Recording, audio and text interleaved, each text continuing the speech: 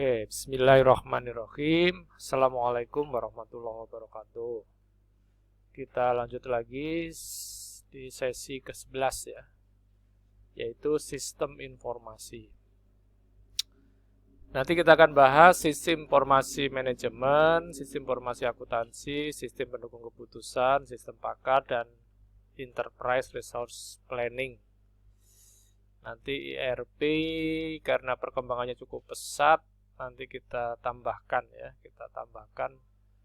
bagaimana sistem sertifikasi and career di enterprise. Jadi perusahaan besar ya, perusahaan besar.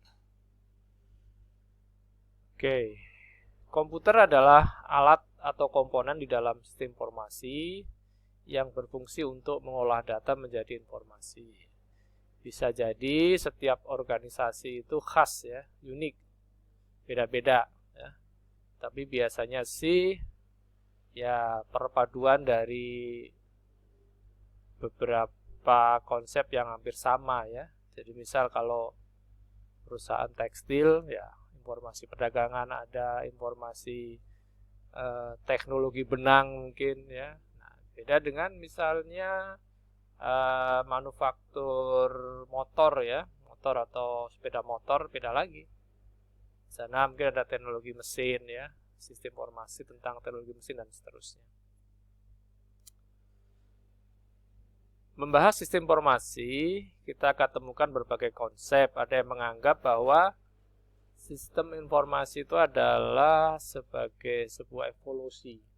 Jadi kalau evolusi itu berarti sudah ada sebelumnya ya, sudah ada sebelumnya.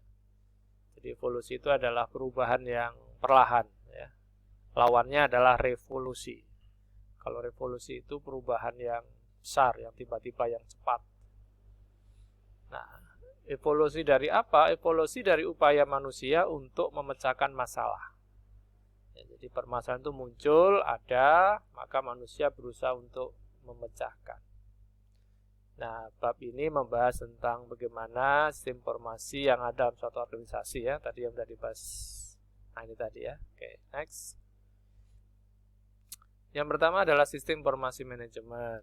Sistem didefinisikan sebagai kumpulan atau grup dari subsistem atau bagian atau komponen. Jadi sistem, subsistem. Ya. Baik fisik maupun non-fisik yang berhubungan. Nah, kata berhubungan itu bisa mempunyai 3 level ya. Terhubung, berkomunikasi, dan berintegrasi. Nah, yang paling tinggi levelnya adalah berintegrasi. Mengintegrasikan diri. Ya, jadi tidak sekedar berhubungan saja. Dan bekerja sama secara harmonis, secara baik, sesuai standar mutu gitu kalau sekarang gitu ya. Untuk mencapai suatu tujuan. Nah, tujuannya apa? Nah, tergantung. Tujuan nanti, misalnya sistem informasi manajemen, tujuannya ya untuk manajemen. Sistem informasi akuntansi, ya tujuannya untuk pengolahan data-data transaksi akuntansi. Kemudian yang kedua, dari definisi kedua tentang informasi. Informasi adalah hasil pengolahan data yang berarti. Berarti maksudnya penting ya, penting bermanfaat dan bermanfaat. Apa ada data yang tidak berarti? Ya ada ya. Misalnya kita membutuhkan data 100, kita punya data 150 ya. Bisa jadi yang 50 itu dibuang. Cukup, 100 cukup. Maka dari dua definisi tadi kita definisikan lagi sistem informasi adalah kumpulan grup dari subsistem baik fisik maupun non fisik yang saling berhubungan, bekerjasama. Nah, mencapai satu tujuan yaitu mengolah data menjadi informasi. Nah, jadi tadi kan belum masuk ya kata data dan informasi, maka kita masukkan. Pendapat lain dari Loudon dalam bukunya Management Information System New Approach to Organization and Technology mengatakan bahwa informasi merupakan komponen yang saling berhubungan dan bekerja sama. Ya, ada kata komponen. Jadi kalau bicara komponen itu bagian, sesuatu yang modular. Modular itu kecil digabung jadi besar gitu, modular. Ya. Mungkin kalau permainan Lego ya, tahu Lego mungkin ya. Yang saling berhubungan sama bekerja sama untuk mengumpulkan. Nah ini bedanya di sini. Mengumpulkan, memproses, menyimpan, mendistribusikan informasi. Nah, ini dari kata mengumpulkan, collecting, processing, storing, ya, menyimpan, distributing, itu sudah mulai mengarah kepada nantinya data itu mau diapakan. Ya, diproses secara matematis, diurutkan, difilter, ya, disimpan di mana, di hard disk, di flash disk, di cloud, ya, didistribusikan kemana, ke internal, ke eksternal. Eksternal kemana? Ke email misalnya, ke internet, ke cloud, ya, ke kantor cabang yang lain bisa juga. Nah ini untuk mendukung proses pengambilan keputusan, koordinasi, dan pengendalian. Ya. Pengendalian sudah dibahas minggu kemarin ya, minggu kemarin. Kemudian definisi lain dari McKeown and Witten. McKeown menyatakan bahwa sistem informasi merupakan gabungan ya, dari komputer dan user. Jadi alatnya dan operatornya untuk mengolah perubahan data menjadi informasi serta menyimpan data dan informasi tersebut. Ya, hampir sama ya, hampir sama. Witten menyatakan bahwa sistem informasi merupakan susunan. Nah, susunan gabungan itu hampir sama juga ya. Dari orang-orang. Nah, ditambahkan di sini kegiatan. Data, jaringan, network, teknologi yang nah, ini baru keluar di kata diintegrasikan. Saya tunggu-tunggu ini. Kata integrasi itu lebih tinggi levelnya masalahnya. Sedemikian rupa dengan tujuan untuk mendukung dan memperbaiki operasi sehari-hari. Ya, jadi kalau pakai sistem informasi itu diharapkan kualitas proses pekerjaan itu lebih baik, ya, operasional itu lebih baik. Untuk memenuhi kebutuhan informasi baik untuk pengambilan keputusan, nah ini ada informasi, ada pengambilan keputusan, pemecahan masalah bagi para manajer.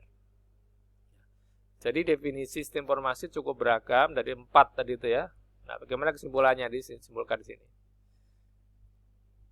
Baru muncul nih, merupakan integrasi yang harmoni dari sub-sub sistem, komponen, unsur dengan tujuan mengumpulkan, mengolah,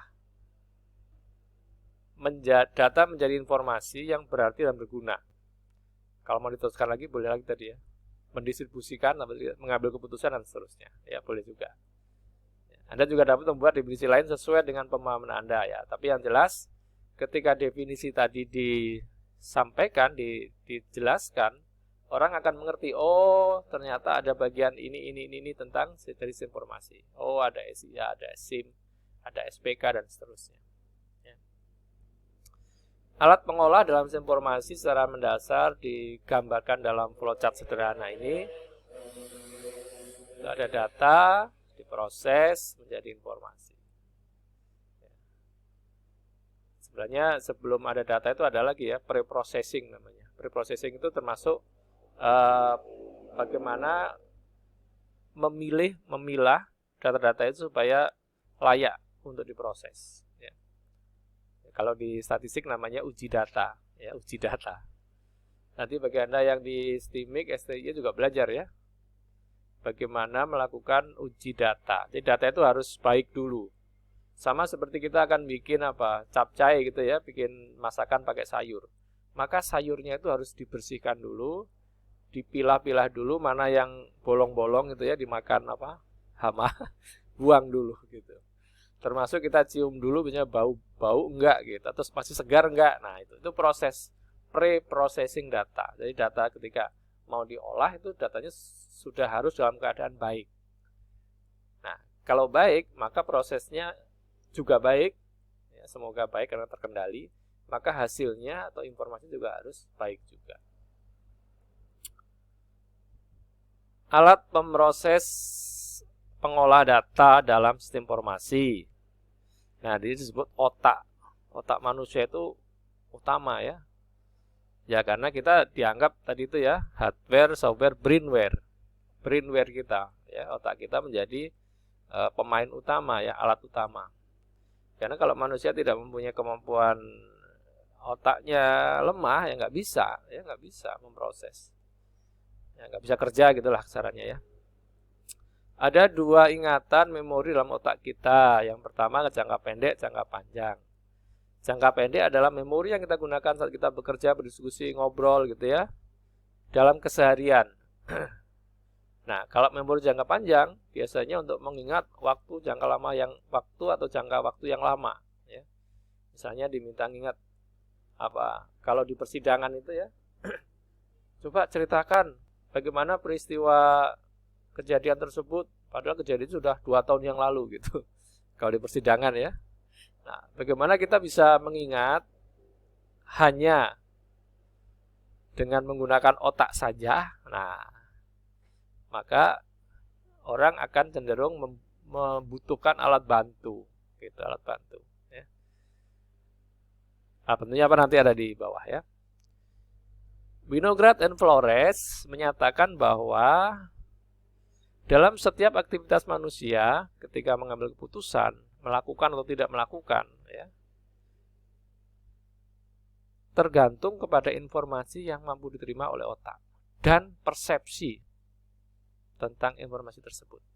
Jadi gini misalnya, orang ragu-ragu mau beli atau tidak, mau beli baju ini atau tidak gitu.